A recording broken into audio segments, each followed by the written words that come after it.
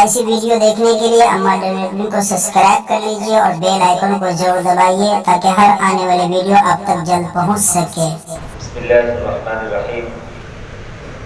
الحمدللہ رب العالمین والصلاة والسلام علی سید المرسلین وعلی آلہ واصحابہ اجمعین، اما بعد۔ اعوذ باللہ من الشیطان الرجیم، بسم اللہ الرحمن الرحیم۔ انفروا خفافا وثقالا، صدق اللہ العظیم۔ وقال النبی صلی اللہ علیہ وسلم كلكم راع وكلكم مسؤول عن رعیته، او كما قال علیہ الصلوۃ والسلام۔ ساری بڑائی اللہ رب العالمین کے لیے ہے، اور اللہ کا شکر ادا کریں جتنا بھی شکر ادا کرے کم ہے۔ درود و سلام ہو آخری پیغمبر حضرت محمد مصطفیٰ صلی اللہ علیہ وسلم پر۔ میرے لیے بڑی سعادت کا موقع ہے کہ اللہ تعالیٰ نے اس بڑی اور مزین خوبصورت بڑی مسجد میں کچھ سبق کے سنانے کا اللہ نے موقع عنایت فرمایا۔ اللہ سے دعا کرتا ہوں کہ اللہ پاک قیمتی چند باتیں ہمیں سنانے کا اور پیش کرنے کا کی توفیق عطا فرمائے۔ پہلے ہی عنوان طے کر لیا گیا تھا، موجودہ حالات میں موجودہ صورتحال اور امت مسلمہ کی ذمہ داری۔ میرے دوستو، پوری دنیا میں عموماً اور بھارت میں خصوصاً کیا کیسے حالات ہیں لگ بھگ ہم سب لوگ جانتے ہیں، اور حالات کے مطابق ہمارا اور آپ کا اسٹیپ بھی ہوتا ہے، قدم بھی ہوتا ہے۔ جیسے اگر آپ اس وقت جانا چاہیں ریلوے اسٹیشن یا ایئرپورٹ یا اس راستے سے گزرنا ہو جہاں پولیس کا بڑا پہرا ہو آج کی حالت میں، تو ہم لوگ ماسک لگا کر کے جائیں گے، نہیں تو فائن بھرنا پڑے گا۔ یہ ہے، حالات ایسے ہیں اس لیے اسٹیپ ایسا لیا گیا۔ تو جو حالات ہوتے ہیں اس کے حساب سے ہمارا آپ کا قدم اٹھتا ہے تو مناسب رہتا ہے، بہتر ہوتا ہے۔ ملک کے حالات میں صرف دو بات آپ حضرات کے سامنے رکھنی ہے۔ نمبر ایک کہ ملک میں جتنے مسلمان آباد ہیں، ان مسلمانوں کے تعلق سے یہاں کے غیر مسلم برادران کے دلوں میں اور ذہنوں میں چند باتیں ہیں کہ یہ مسلمان ملک کا غدار ہے، وفادار نہیں، نمبر ایک۔ نمبر دو، جو مسلمان اس ملک میں ہیں اصل میں ان کو یہاں نہیں رہنا چاہیے، کہیں دوسرے ملک رہنا چاہیے۔ نمبر تین، اس مسلمان کا جو دھرم ہے، دین ہے، مذہب ہے اسلام، اس سے ہم غیر مسلموں کا کوئی تعلق نہیں۔ ان کی جو کتابیں ہیں، کتاب ہے قرآن مجید، ان کی مذہبی کتاب ہے، اس قرآن سے ہمارا یعنی غیر مسلموں کا کوئی تعلق نہیں۔ ان کے جو پیغمبر ہیں محمد صلی اللہ علیہ وسلم، ان سے ہمارا کوئی تعلق نہیں۔ یہاں کے غیر مسلم برادران اس طرح کے احساسات رکھتے ہیں۔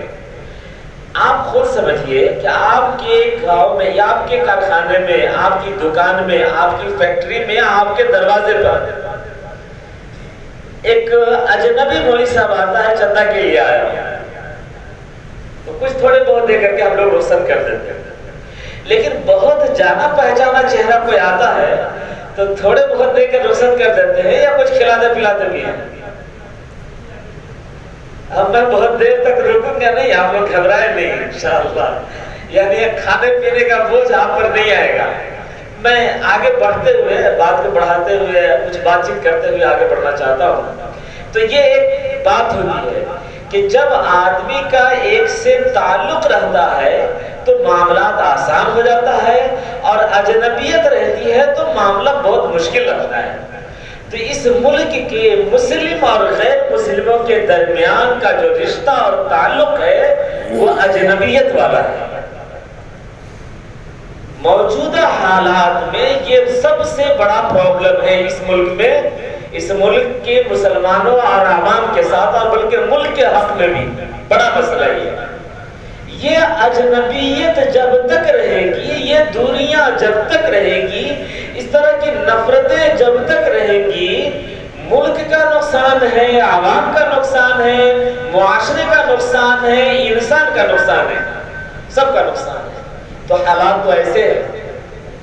دوسری طرف جو مسلمان ہیں، مرد عورت، ان مسلمانوں کے ساتھ بھی معاملہ بڑا الجھاؤ ہے۔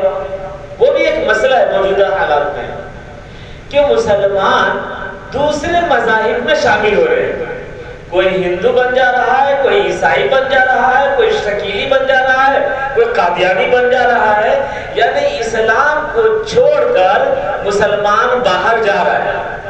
آپ لوگوں کو بھی تھوڑا بہت معلوم ہوا ہوگا۔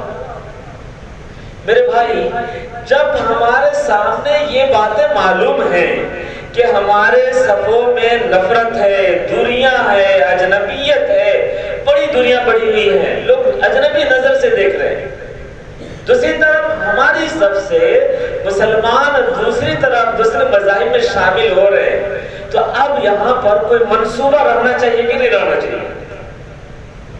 آپ لوگ منڈی ہلاتے ہیں، میں کہتا ہوں اکثر اپنے گفتگو میں کہ اگر ہماری زبان کاٹی جائے اور اس کو تولا جائے تو زیادہ سے زیادہ 50 گرام چاہے 100 گرام ہوگا، کیا ضرورت ہے؟ لیکن اگر یہ منڈی کاٹ کر کے تولا جائے تو کم سے کم 2.5 کلو ہوگا۔ تو آسانی جس کے ہلانے میں ہو وہ چیز ہلائی جائے، زیادہ بہتر رہے گا۔ بہرحال ایسے موقع پر ضرورت پڑتی ہے کوئی منصوبے کی، کوئی پلاننگ کی۔ جب تک پلاننگ نہیں ہوگی، منصوبہ نہیں ہوگا، ہم سفلتا نہیں پا سکتے، کامیابی نہیں پا سکتے، نفرت کو دور نہیں کر سکتے، اجنبیت کو دور نہیں کر سکتے، اسلام کو چھوڑ کر جانے والے کو نہیں روک سکتے، نہیں بچا سکتے۔ پلاننگ کے منصوبوں کے حصوں میں سے 2-3 بات آپ کے بیچ رکھنا چاہتا ہوں۔ نمبر 1، ایسے جو حالات ہیں، لوگ ہم کو اجنبی نظر سے دیکھتے ہیں، غیر ملکی، غدار جیسے لقب سے ہم کو پکارتے اور سمجھتے ہیں، ایسے ماحول میں ہمیں کیا کرنا چاہیے؟ قرآن مجید رہنمائی کرتا ہے کہ جو 3 بات کرے گا، 3 کام کرے گا، اللہ تعالیٰ اسے خاص رحمت میں لے لیں گے۔ نمبر 1 سورہ بقرہ کی آیت ہے، إِلَّا الَّذِينَ تَابُوا وَأَصْلَحُوا وَبَيَّنُوا۔ جو لوگ إِلَّا الَّذِينَ تَابُوا، پہلے سے آیت کا ربط اور تعلق ہے کہ اللہ کی پکڑ سے بچے گا وہ جو توبہ کرے گا۔ نمبر 1 کام توبہ۔ نمبر توبہ اس واسطے کہ ابھی ہم مان لیتے ہیں میری عمر 35 سال ہے، تو گویا آج سے 20 سال پہلے ہم جوان ہو گئے، بالغ ہو گئے۔ 35 سال کی عمر میں کیا ایک بھی غیر مسلم کے ساتھ بیٹھ کر کے ہم نے اس رشتے کو تازہ کیا ہے کہ ہم آپ ایک ماں باپ کی اولاد ہیں، ہم سب کا مالک ایک ہے، ہم سب کو جانا اس کے پاس ہے؟ اس طرح کی کوئی دعوتی بات، تبلیغی بات ہم نے کی ہے کیا؟ یا صرف مسلمانوں میں کیا ہے؟ اگر ہم نے صرف مسلمانوں میں کیا ہے تو الحمدللہ آگے کی توفیق مانگے، اور اگر دونوں میں کیا ہے تو اللہ کا شکر ادا کرنا ہے، اور اگر غیر مسلم کو سرے سے نظر انداز کیے ہوئے ہیں تو ہم آج اسی وقت توبہ کریں اللہ سے۔ اللہ فرماتا ہے کہ اللہ کی پکڑ سے بچے گا وہ إِلَّا الَّذِينَ تَابُوا، جو توبہ کرے گا۔ نمبر 1 کا وَأَصْلَحُوا، اور اصلاح کرے گا۔ توبہ کرنے کے بعد اصلاح کرے گا، علماء سے، کتابوں سے، ائمہ مساجد سے سیکھے گا، اور سیکھ کر کے توبہ کے ذریعے اور سیکھنے کے بعد جو کچھ آپ کے سینے میں بھرا ہے، آپ کے ذہن میں آیا ہے، اس کو بیان کرے۔ إِلَّا الَّذِينَ تَابُوا وَأَصْلَحُوا وَبَيَّنُوا، تیسرے نمبر کی چیز اس کو بیان کرے، اس کو بتائے۔ اگر نہیں بیان کرے گا تو دھرا جائے گا، پکڑا جائے گا اللہ کے یہاں۔ اگر یہ 3 کام کرتا ہے تو اللہ تعالیٰ فرماتے ہیں إِلَّا الَّذِينَ تَابُوا وَأَصْلَحُوا وَبَيَّنُوا فَأُولَئِكَ أَتُوبُ عَلَيْهِمْ وَأَنَا التَّوَّابُ الرَّحِيمُ۔ یہ 3 کام کرنے والے سے کو اللہ معاف کرے گا، اللہ کو معاف کرنے والا ہے۔ میرے بھائی، اس وقت پوری دنیا میں خصوصاً بھارت کے اندر جو حالات ہیں، اور مسلمانوں کے ساتھ جو حالات آ رہے ہیں لگاتار، ہمیں یہ 3 کام کرنے کی ضرورت ہے۔ توبہ تو ہم گھر میں بیٹھے بیٹھے کر سکتے ہیں، مسجد میں بیٹھے بیٹھے کر سکتے ہیں، اس کے لیے کہیں جانے کی بھی ضرورت نہیں پڑے گی۔ حضرت موسیٰ علیہ السلام کے زمانے میں بارش نہیں ہو رہی تھی، تو اس وقت انہوں نے پوری قوم کو لیا اور میدان میں گئے جانوروں کے ساتھ، خوب دعائیں کی، خوب دعائیں کی، خوب دعائیں کی، خوب دعائیں کی، مگر برسات نہیں ہوئی۔ تو اللہ تعالیٰ سے حضرت موسیٰ علیہ السلام نے کہا، یا اللہ میرے مانگنے میں کوئی کمی ہے یا کیا ہے معاملہ؟ اتنا سب کے سب رو رہے ہیں، گرا رہے ہیں، یہاں تک کہ جانور رو رہا ہے، چیخ رہا ہے، پھر بھی بارش نہیں ہو رہی ہے۔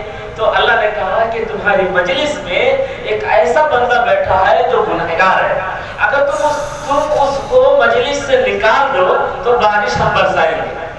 موسیٰ علیہ السلام آئے اور اعلان کیا، لوگوں ہمارے اس مجلس میں ایک گنہگار بندہ بیٹھا ہے، وہ چلا جائے یہاں سے۔ اس ایک بندے کی وجہ سے یہ پوری قوم اور پوری مخلوق پریشان ہے۔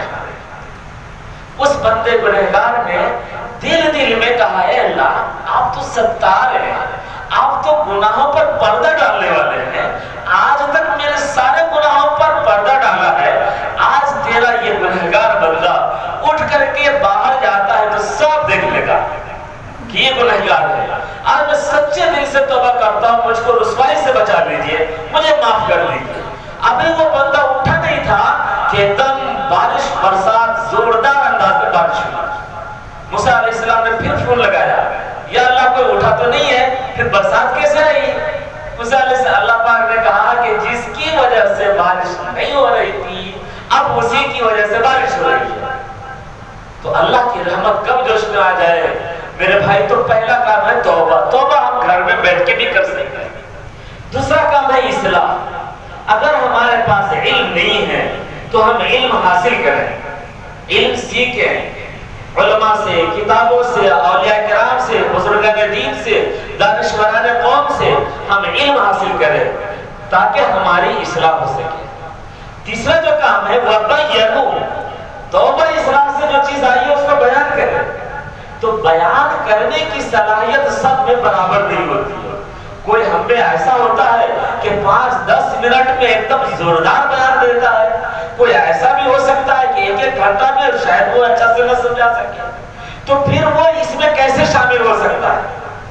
اللہ کا دین کنجوس نہیں ہے، اللہ نے اپنے دین کا دائرہ محدود نہیں رکھا، ہر ایک کے لیے گنجائش رکھی ہے۔ بیان یا تو خود بیان سیکھے، یا نہیں تو جو بیان کرنے والے ہیں ان کو بلا کر کے بیان کروائے۔ یہ بھی نہیں کرا سکتے ہیں تو بیان کرنے والوں کے لیے راستہ ہموار کر دے، یہ بھی نہیں کر سکتے ہیں تو بیان کرنے والوں کو وسائل فراہم کریں۔ کسی بھی اعتبار سے لسٹ میں نام آ جائے بیان کرنے والوں میں، دعوت دینے والوں میں، تبلیغ کرنے والوں میں، انشاءاللہ العزیز ہمارا بیڑا پار ہو جائے گا انشاءاللہ۔ بیان کا ایک نمونہ آپ کے بیچ میں رکھتا ہوں، چونکہ میں پٹنہ میں رہتا ہوں، شانتی سندیش کیندر کا نام ابھی آپ نے لیا حضرت نے، اور اس تنظیم اور ادارے کے تحت الحمدللہ برادران وطن کے درمیان جگہ بجگہ جانا ہوتا ہے اور اسلام کو پیش کرنا ہوتا ہے۔ ہم کچھ اس طرح سے پیش کرتے ہیں، لوگوں سے سوال کرتے ہیں محبت کے ساتھ کہ میرے بھائی بہنوں اور جتنے گیانوان لوگ ہیں ان تمام سے میں یہ پوچھنا چاہتا ہوں کہ انسان اپنے جیون میں کیا چاہتا ہے؟ سکھ چاہتا ہے یا دکھ چاہتا ہے؟ تو لوگ جواب کیا دیں گے؟ سکھ۔ جو مسجد میں بیٹھنے والے ہیں وہ بھی سکھ چاہتے ہیں، جو مندر میں بیٹھنے والے ہیں وہ بھی سکھ چاہتے ہیں، جو آستک ہے وہ بھی سکھ چاہتے ہیں، اور جو ناستک ہے وہ بھی سکھ چاہتے ہیں۔ یہ سکھ ملے گا کیسے؟ تو ہمارے ہندو برادران کے یہاں ایک کتاب ہے جو مقدس کتاب مانی جاتی ہے، شریمد بھگوت گیتا۔ بھگوت گیتا کا ادھیائے نمبر 16 شلوک نمبر 23 کے اندر ہے، یہ شاسترا ویدیو سرجیا ورتتے کامکارتہ نہ سدھی مواپنوتی نہ سکھم نہ پرانگتیم، جس کا مطلب ہے کہ جو شخص دھرم گرنتھ کو، مذہبی کتابوں کو ٹھکرا دے اور اپنا منمانا جیون بتائے، ایسا شخص نہ یہاں سکھ پائے گا نہ پران نکلنے کے بعد سکھ پائے گا۔ تو اب اگر ہم کو سکھ پانا ہے، کوئی ہندو ہے पंडित जी है या साधु संत आचार्य गर्गाचार्य कोई सुख चाहता है अपने जीवन में तो किसके हिसाब से चलना चाहिए? अपने मन के हिसाब से या किताब के हिसाब से? बहुत साइलेंट है। किताब के हिसाब से। मैं रुकता हूँ, मेरी एक इसलिए कोशिश करता हूँ रुक करके आप लोगों से बुलवाने की, कि यहाँ पर अगर एक बार बोल लेंगे तो बाहर में आप 1000 बार बोलेंगे इंशाअल्लाह, और यहाँ पर अगर खामोश रहेंगे तो बहुत मुश्किल होगी बाहर में बोलने में। मैं ये कह रहा था कि अगर ये पूछा जाए हम सब सुख चाहते हैं तो सुख मन के हिसाब से चलने में मिलेगा या किताब के हिसाब से चलने में मिलेगा? किताब के हिसाब से।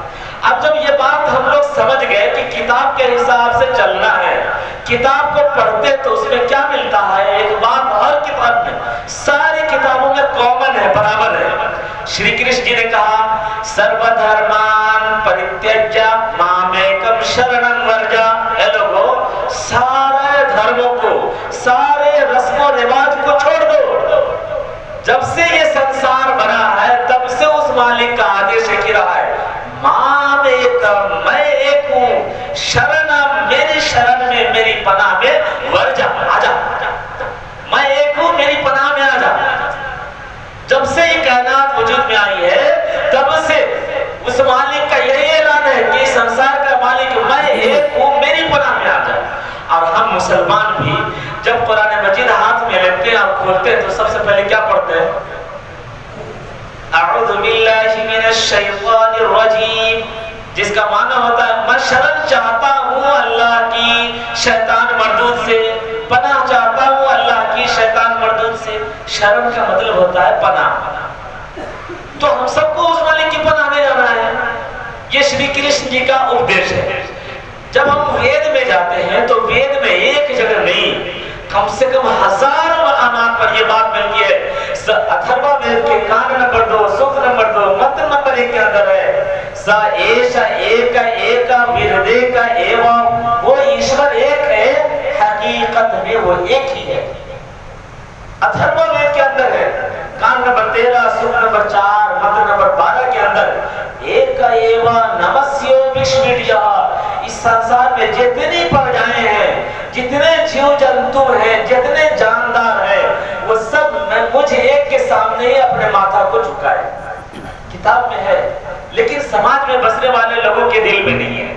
प्रॉब्लम कहाँ आया है कि जहां लोग पढ़ते हैं वहां पर ये लिखा हुआ नहीं है, और जहां पर लिखा हुआ है वहां पर लोग पढ़ते नहीं है। लोग पढ़ते हैं न्यूज़पेपर, टेलीविजन, नेट, वहां पर पढ़ते हैं और आगे बढ़ते हैं, लेकिन जिस किताब में जहां पर लिखा है वहां नहीं पढ़ते। कैसे हिल जाएगा? तो जो लोग सुन रहे हैं, जो लोग सीख रहे हैं, इनकी जिम्मेदारी है कि इसको पहुंचा दें और आसानी के साथ बात समझाई जा सकती है।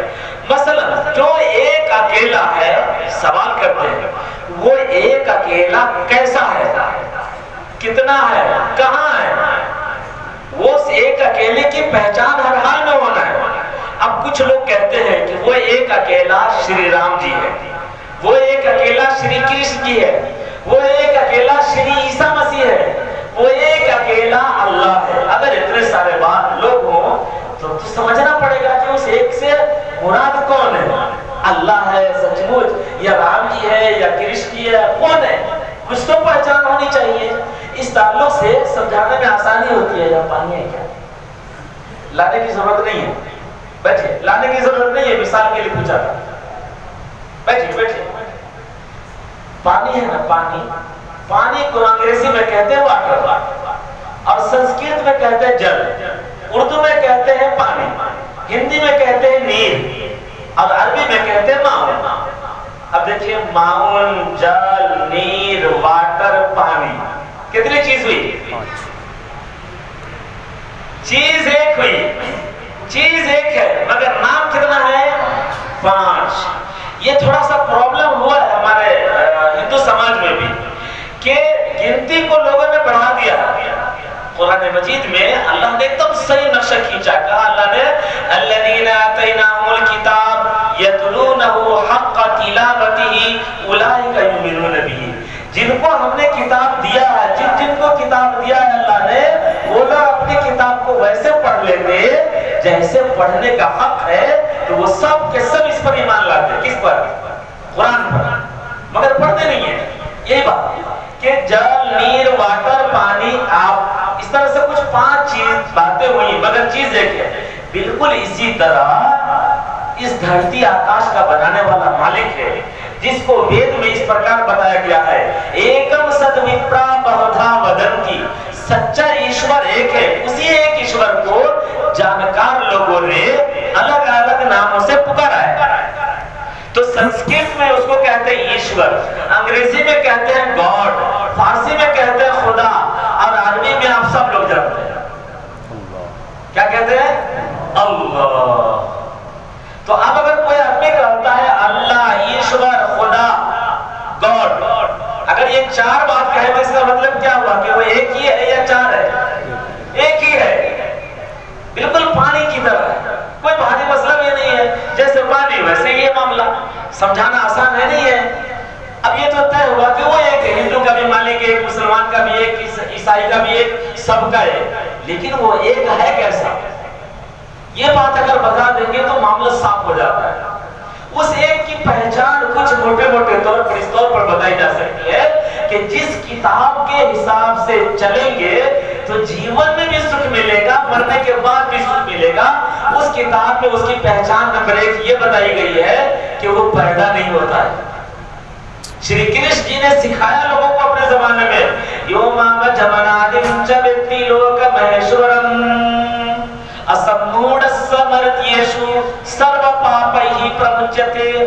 جو شخص اپنے مالک کو اجنبا مانے گا، پیدا نہ ہونے والا مانے گا، ایسا ماننے والا شخص عقل مند ہے، اور ایسا ماننے سے وہ سارے پاپوں سے دھل جاتا ہے، آزاد ہو جاتا ہے. سرو پاپہی پرمچتے، اس کا سارا پاپ ختم ہو جاتا ہے. کیسا مانیں گے؟ جنم لینے والا یا جنم نہ لینے والا؟ جنم نہ لینے والے کو کہتے ہیں اجنما، پیدا نہ ہونے والا. اور اسی بات کو آخری کتاب میں اللہ نے اس طرح بتایا ہے، لم یلد ولم یولد، کہ نہ وہ خود جنتا ہے اور نہ کسی سے جنا گیا ہے، یعنی پیدا نہیں ہوتا. تو نمبر 1 چیز تو معلوم ہو گئی ہم سب لوگوں کو. اب اگر کوئی مسلمان سے کوئی پٹی جی سوال کرتا ہے، اے مسلمان بتاؤ اللہ کیسا ہے، تو ہم ایک چیز تو بتا سکتے ہیں نا، کیا؟ پیدا نہیں ہوتا. شارٹ کٹ بنائیے، پیدا نہیں ہوتا ہے نا. اللہ ایسا ہے جو پیدا نہیں ہوتا. نمبر 2، اس کو موت نہیں آتی، مرتا بھی نہیں ہو. باقی ہم سب مر جائیں گے. ہمارے باپ، دادا، پردادا، لکڑ دادا، چھکر دادا پھرکے گئے دنیا سے. آج ہم موجود ہیں، کل کو ہم بھی نہیں ہوں گے. اس دنیا میں جو بھی چیز پیدا کی جاتی ہے سب کو ایک دن مٹ جانا ہے. لیکن اللہ، ایشور، گاڈ، خدا، پرماتما مٹے گا نہیں، وہ امر ہے، اس کو موت نہیں آتی. یجروید کے ادھیائے نمبر 40 منتر نمبر 8 میں بتایا گیا، نہ مامار نہ جیڑیتے، وہ ایشور نہ بوڑھا ہوتا ہے نہ اس کو موت آتی ہے. موت سے پرے ہے، پوتر ہے، پاک ہے. قرآن میں اللہ نے کہا کل من علیہا فان ویبقى وجہ ربک ذو الجلال والاکرام. اس دنیا میں جتنی چیزیں سب مٹ جائیں گی، ختم ہو جائیں گی، پر وہ ختم نہیں ہوگا، وہ مرے گا نہیں. تو 2 بات تو ہم لوگوں کو معلوم ہو گئی. نمبر 1 کیا تھی؟ وہ پیدا نہیں ہوتا. نمبر 2 مرتا نہیں. اور آخری نمبر 3 وہ دکھتا نہیں. اگر ہم لوگ چاہیں کہ اس کو دیکھ لیں گے تب مانیں گے، تو ہم دیکھ نہیں سکتے. اور جو دیکھنا چاہے گا تو اس کو یہ دنیا چھوڑنی پڑے گی. ہم لوگ دنیا چھوڑنے کو تیار نہیں ہے. جو جنت میں جائے گا وہاں دیکھے گا، اس دنیا میں رہ کر نہیں دیکھ سکتے. حضرت موسیٰ علیہ السلام نے آویدن دیا اللہ کو، اے اللہ میں آپ کا درشن کرنا چاہتا ہوں. تو اللہ نے کہا لن ترانی، تو مجھ کو نہیں دیکھ سکتا. لا تدرکہ الابصار، اس کو کوئی نہیں دیکھ سکتا. وہ یدرک الابصار، اب وہ سب کی آنکھوں کو ریکارڈ کرتا ہے، دیکھتا ہے. اسی بات کو یجروید کے ادھیائے نمبر 32 ادھیائے نمبر 40 منتر نمبر 8 میں بتایا گیا، نہ مردھاؤ نہ تریچا نہ مدھیے پرج گربھتا، نہ اس کو آنکھ سے دیکھ سکتے ہیں اور نہ ہم اس کو تصور میں لا سکتے ہیں. نتسیہ پرتیما استیسیہ نام مہدشہا، اس کا کوئی آکار نہیں ہے، اس کا کوئی شریر نہیں ہے، اس کا کوئی ڈھانچہ نہیں ہے، اس کا کوئی جسم نہیں ہے، اس کی کوئی مورت نہیں ہے. یسیہ نام مہدشہا، اس کے نام کا مالا جپا. یہ سب سے بڑی نیکی ہے. اسی بات کو قرآن مجید میں بھی اللہ نے بیان کیا، لیس کمثلہ شیء، اللہ وہ ذات ہے کہ اس کے جیسا کوئی ہے ہی نہیں، وَلَذِكْرُ اللَّهِ أَكْبَرُ، اور اللہ نام کا مالا جپنا سب سے بڑا پنیہ ہے، سب سے بڑی نیکی ہے، سب سے مہان یش۔ تو یہ تین بات، جو پیدا ہوگا، جو مر جائے گا، جو دکھ جائے گا، وہ خدا ہو سکتا ہے؟ نہیں ہو سکتا۔ جو نہ پیدا ہوتا ہے، نہ مرتا ہے، نہ دکھتا ہے، وہ خدا ہو سکتا ہے؟ ہو سکتا ہے۔ اب ہم آپ سے پوچھتے ہیں، شری محمد صلی اللہ علیہ وسلم کا جنم ہوا تھا کہ نہیں ہوا تھا؟ وہ اپنے زمانے میں دکھائی دیے تھے نہیں دکھائی دیے تھے؟ یہ محلہ خاموش ہے، دکھائی دیے تھے نا؟ اب ہمارے بیچ ہے کیا؟ اب اگر کوئی پنڈت جی کہے کہ شری محمد صاحب صلی اللہ علیہ وسلم بھگوان ہے، ایشور ہے، خدا ہے، تو بتائیے پنڈت جی کا یہ ماننا ٹھیک ہے؟ نہیں۔ اگر کوئی مولانا صاحب کہے کہ شری رام چندر جی خدا ہے، تو دیکھنا پڑے گا شری رام چندر جی کی حیثیت کیا؟ شری رام چندر جی کے پتا جی کا نام تھا راجا دشرتھ، ان کی پتنی کا نام تھا شریمتی سیتا جی، ان کے ایک بھائی کا نام تھا لکشمن۔ شری رام چندر جی کا جنم ہوا تھا کہ نہیں ہوا تھا؟ ہوا تھا۔ وہ اپنے زمانے میں دنیا والوں کو دکھائی دیے تھے نہیں دکھائی دیے تھے؟ دکھائی بھی تھے۔ اب ہمارے بیچ ہے کیا؟ اب اگر کوئی مفتی صاحب کہتے ہیں کہ شری رام چندر جی ایشور ہے، اللہ ہے، خدا ہے، تو مفتی صاحب کا یہ ماننا صحیح ہے؟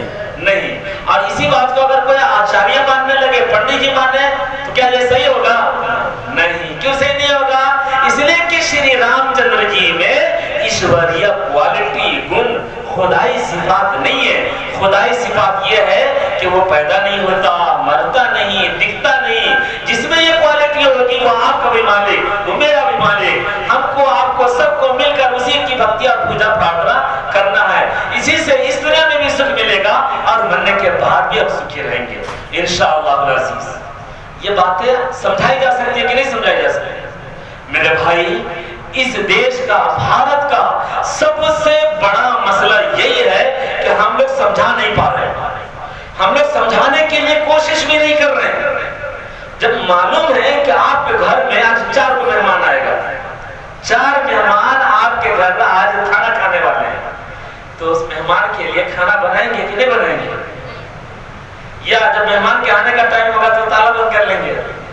بنائیں گے نا، اپائے تو کریں گے۔ سوچیں گے، ذرا غور کیجئے کہ اگر ہمارے گھر مہمان آتا ہے تو اس کے پہنچنے سے پہلے ہم پورا ریڈی رکھتے ہیں۔ ہمارے گھر بچہ پیدا ہوتا ہے تو اس کے پیدا ہونے سے پہلے سب کچھ تیار رکھتے ہیں۔ اگر شادی ہونے والی ہوتی ہے تو قبول کرنے سے پہلے پورا ریڈی رکھتے ہیں۔ معلوم ہے کہ اس ملک میں نفرت بڑھتی چلی جا رہی ہے، دوریاں بڑھتی چلی جا رہی ہیں، نفرت خوب بڑھ رہی ہے، لوگ مر رہے ہیں، مار رہے ہیں، کٹ رہے ہیں، کاٹ رہے ہیں، بگا رہے ہیں، سب کچھ اپنی نظروں سے دیکھتے ہیں، کان سے سنتے، زبان سے بولتے، پر اس کو روک تھام کے لیے، اس کو حل کرنے کے لیے نہ ہم آگے بڑھتے نہ آپ آگے بڑھتے۔ اگر یہ سلسلہ چلتا رہا تو بتائیے ہم آپ، ہمارا معاشرہ، ہمارا ملک، عوام یہ چین سے رہیں گے؟ میرے بھائی، سب سے بڑی ذمہ داری اللہ تعالیٰ نے ہم امت مسلمہ پر دی ہے کہ تم کو مسلمان بنایا ہے یہ سب سوچ کر کرنے کے لیے، اور ہم مسلمان سوچتے ہوئے سمجھتے ہوئے اس کو اگر نہیں کریں گے تو اللہ کی عدالت میں بھی اور یہاں کی قوم کی عدالت میں بھی مجرم مانے جائیں گے۔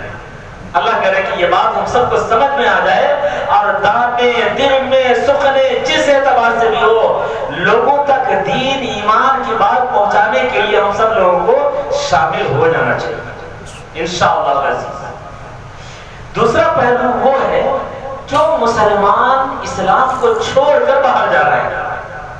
ہمارے لڑکے بھی اور لڑکیاں بھی تیزی سے جا رہی ہیں۔ ایک رپورٹ کے مطابق 8 لاکھ لڑکیاں، مسلم لڑکیاں اسلام کو چھوڑ کر دوسرے مذہب کو اختیار کر چکی ہیں۔ 8 لاکھ یہ وہ لڑکیاں ہیں جس کا رجسٹریشن نکاح میں ہوا ہے، سرکاری عدالت میں، کورٹ میں نکاح رجسٹریشن ہوا ہے غیر مسلم کے ساتھ، اس کی رپورٹ ہے 8 لاکھ مسلم لڑکیوں کی۔ نہ جانے کتنی لڑکیاں ایسی ہیں جو مندر میں جا کر کے شادی کر لیتی ہے اور رجسٹریشن نہیں کراتی ہے۔ ذرا غور کیجئے کہ اتنی بڑی تعداد مسلم لڑکیوں کی باہر جا رہی ہے۔ ہمارے پاس پلان کیا ہے روکنے کے لیے؟ اپنی بچیوں کو، بیٹیوں کو، بہنوں کو اسلام پر باقی رہنے کے لیے، رکھنے کے لیے کیا پلان ہے؟ نتھنگ، کوئی پلان نہیں ہے۔ ہمارے گھر میں بیٹی پیدا ہوتی ہے، ہم اس کا ایڈمیشن مدرسہ میں کرا دیتے ہیں، یا اسکول میں کرا دیتے ہیں، کوچنگ میں کرا دیتے ہیں، کالج میں کرا دیتے ہیں، یونیورسٹی میں کرا دیتے ہیں۔ بچیاں اپنے وقت پر جاتی ہیں کلاس کرنے کے لیے۔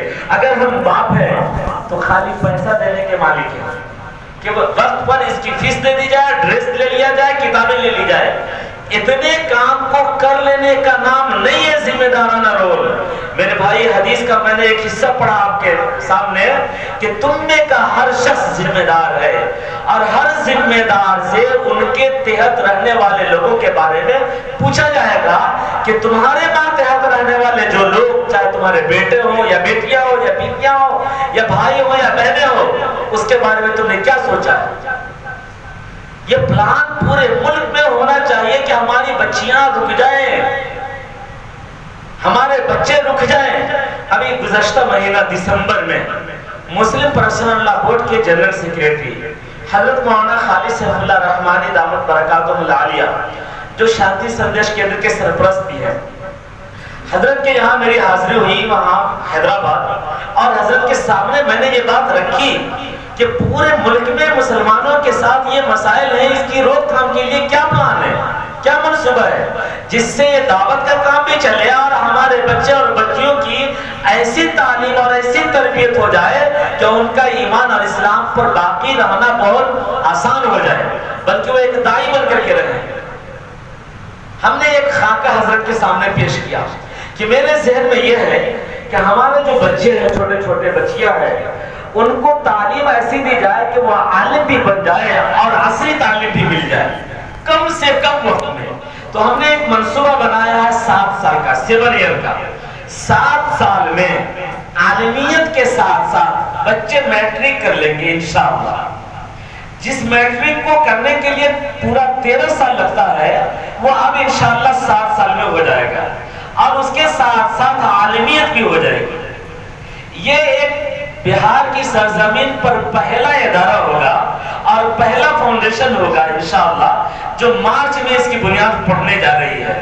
حضرت مولانا خالد سیف اللہ رحمانی دعوت برکاتہ العالیہ وہ خود ہی تشریف لا رہے ہیں اس کی بنیاد رکھنے کے لیے، اور اس کام کے لیے اللہ پاک نے بہار میں پٹنہ ہائی کورٹ کے جسٹ پیچھے ایک اچھی خاصی جگہ کا انتظام فرما دیا اللہ پاک نے، جس کا پیسہ دینے کی ضرورت نہیں پڑی، یعنی فری آف کاسٹ اللہ نے انتظام کر دیا۔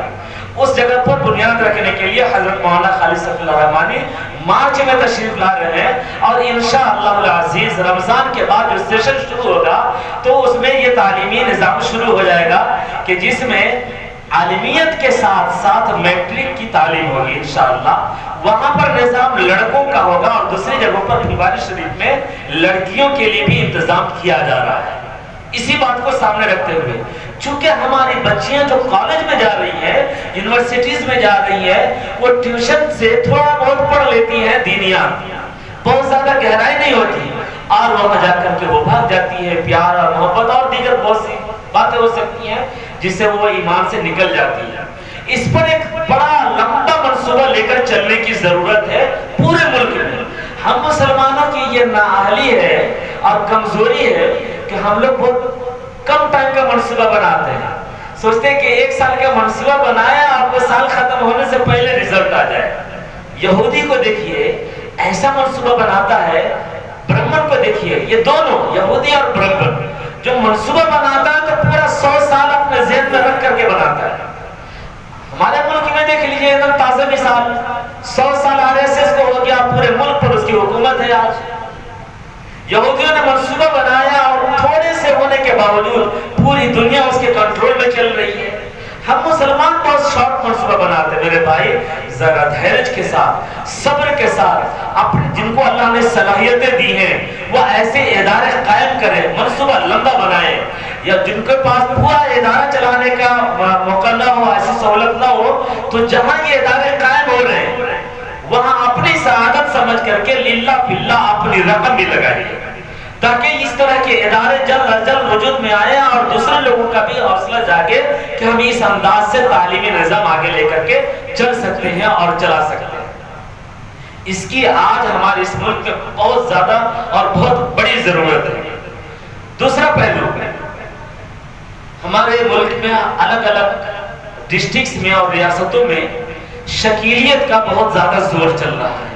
شکیلیت کے تعلق سے کچھ باتیں ہمیں اپنے ذہن میں رکھنا چاہیے کہ جو لوگ شکیلی عقیدے کو مانتے ہیں، اسلام سے اس کا تعلق نہیں ہے، اس کا تعلق مرزا غلام احمد قادیانی کے عقیدے سے ہے، اور مرزا غلام احمد قادیانی کے تعلق سے پوری امت کا، پورے مسلمان کا اجتماعی تصور اور عقیدہ یہ ہے کہ وہ کافر ہے۔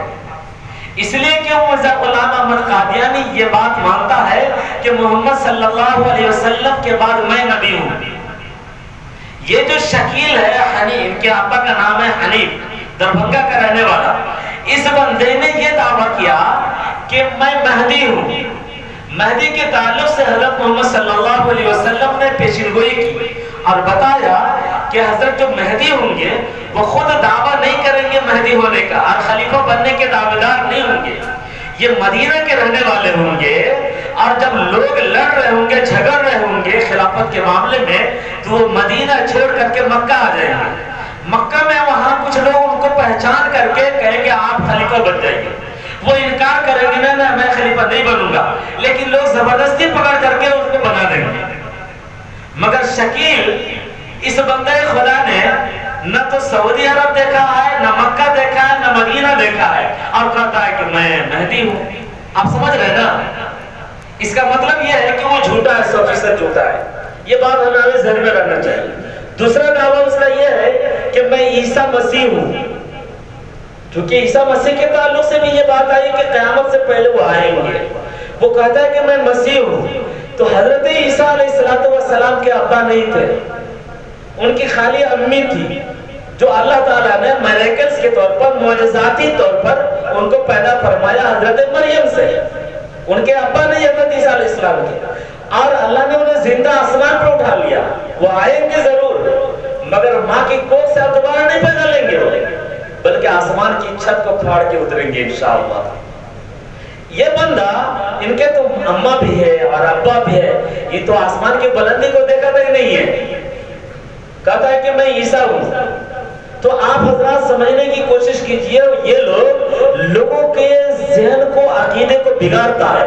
تیسری بات وہ اس طور پر سمجھاتا ہے کہ حضرت نبی کریم صلی اللہ علیہ وسلم نے دجال کے تعلق سے کہا کہ قیامت سے پہلے دجال کا ظہور ہوگا، وہ دجال پوری دنیا میں دھوم مچائے گا، لیکن مکہ اور مدینہ میں داخل نہیں ہو سکے گا۔